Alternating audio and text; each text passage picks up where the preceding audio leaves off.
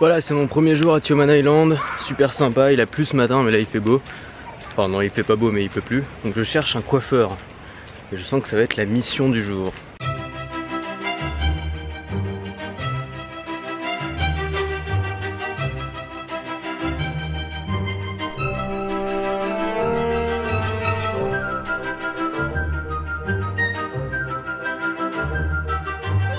You know where I can find the hairdresser, haircut? There? No? Tomorrow night. Yeah, tomorrow night. Ah, only the evening. Thank you. Bye.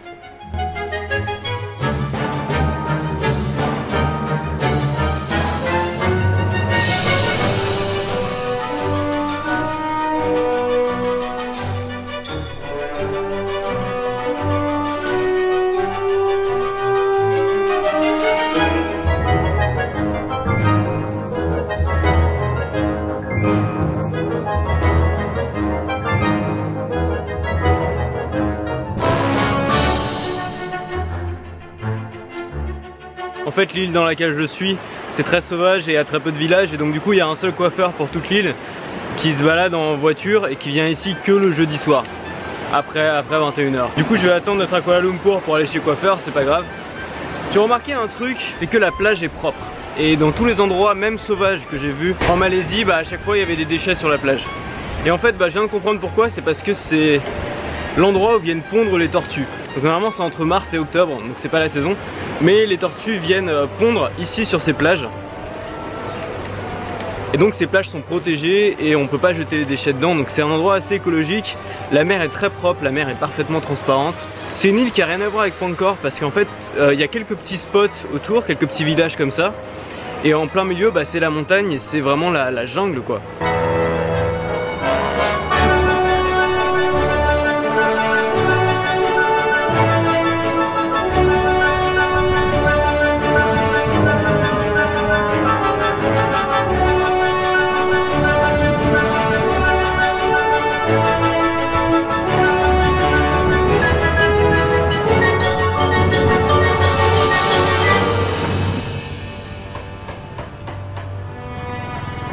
Après ma petite sortie de tout à l'heure, j'ai eu un énorme coup de barre. Je crois que j'ai pas encore récupéré de ma nuit blanche.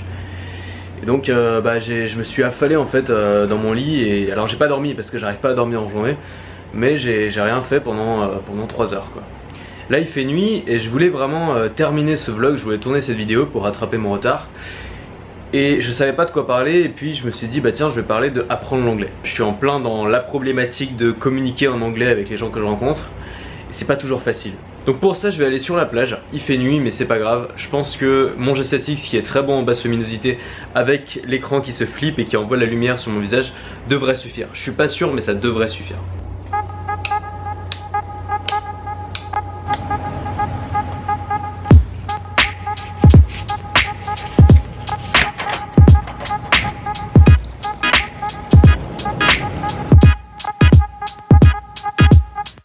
Bon bah écoutez, c'est le premier vlog dans le noir. Voilà, c'est un nouveau concept que j'inaugure, le vlog in the beach. Alors je vous invite à vous concentrer sur le bruit des vagues, sur l'ambiance, pour pallier au manque de vidéos. Mais je préfère quand même le faire ici parce que moi je suis toujours plus inspiré quand je suis en extérieur que quand je suis enfermé dans une chambre d'hôtel. J'ai l'habitude de lire des livres en anglais. Je comprends l'anglais écouté, j'ai l'habitude d'écouter beaucoup de contenu en anglais. Mais j'ai pas l'habitude de parler en anglais. J'ai pas l'habitude de communiquer en anglais. Et ça c'est un inconvénient, c'est que si on veut vraiment apprendre l'anglais, il faut être entouré de personnes anglophones ou alors il faut partir dans des pays étrangers. C'est obligatoire. Et donc en fait quand je parle avec des locaux ou avec des gens qui eux-mêmes ne parlent pas très bien anglais, ça va parce qu'on simplifie, on parle simplement.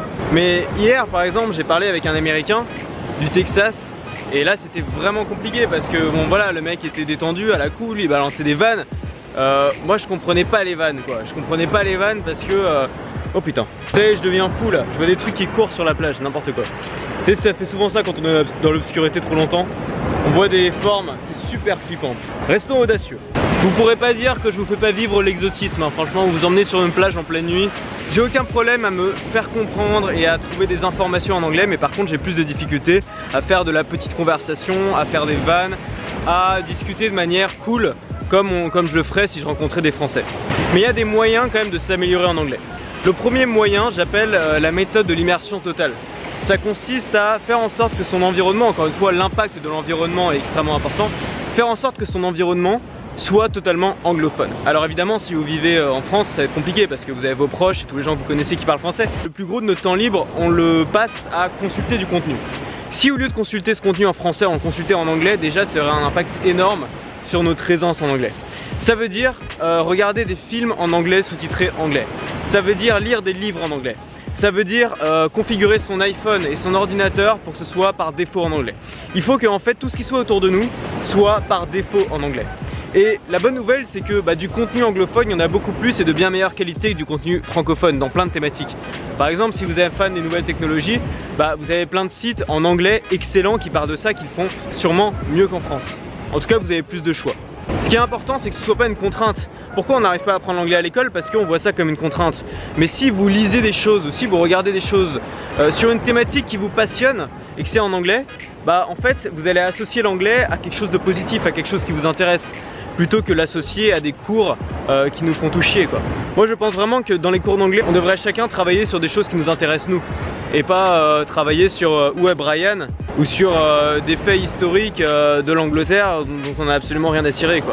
Donc changer son environnement pour baigner dans un environnement de contenu anglophone, c'est la première chose. La deuxième chose, et là c'est un conseil pour ceux d'entre vous qui voyagent, c'est de ne pas rester avec des Français.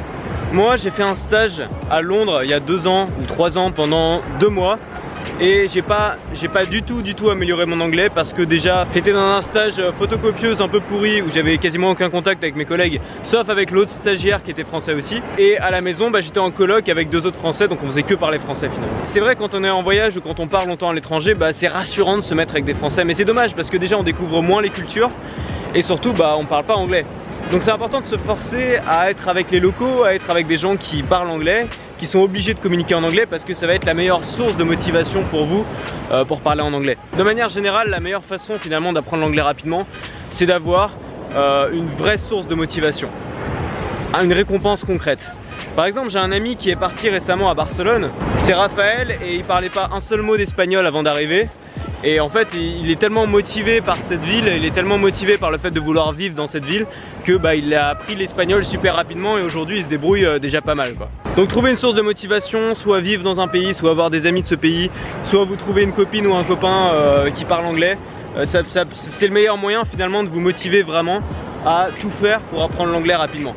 Pour moi, l'anglais ça fait partie des choses extrêmement importantes à maîtriser pour gagner sa liberté, pour devenir libre.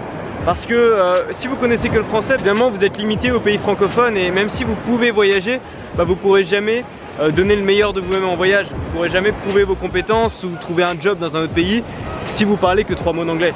Moi je suis vraiment pas patriote, je suis vraiment pas nationaliste. J'aime bien me dire que je suis un citoyen du monde, avant tout un citoyen du monde. Et pour être un citoyen du monde, il faut parler la langue du monde, et la langue du monde, c'est pas le français, c'est l'anglais. Donc c'est une très bonne motivation pour moi pour apprendre l'anglais et pour réviser mon anglais. C'est simple finalement, être libre, c'est avant tout une affaire de connaissances. Apprends toute ta vie et tu vas gagner en liberté.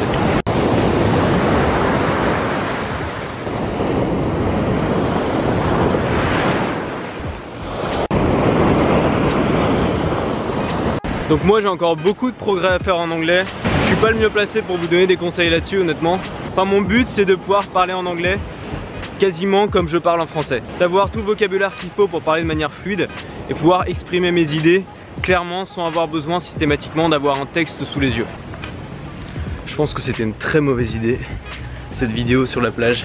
C'est quand même vraiment abusé de faire une vidéo dans le noir. Ça, j'avais encore jamais fait ça. Je suis désolé pour ça. Voilà, la lumière est retrouvée, ça fait du bien. Bon, je referai pas le coup de la vidéo à 80% dans noir complet parce que c'est pas très télévisuel. Avant de vous quitter, je voulais vous remercier pour tous vos commentaires sur YouTube. Je les lis tous, même si j'y réponds pas tout le temps. Ils sont super gentils pour beaucoup, ça me touche beaucoup, ça me motive énormément. Vous êtes nombreux à me faire des remarques constructives, j'en tiens compte. Écoutez, continuez comme ça, vous êtes une audience géniale. Et moi je vais essayer de faire des vidéos à la hauteur. Restez libres, restez ouverts, restez audacieux.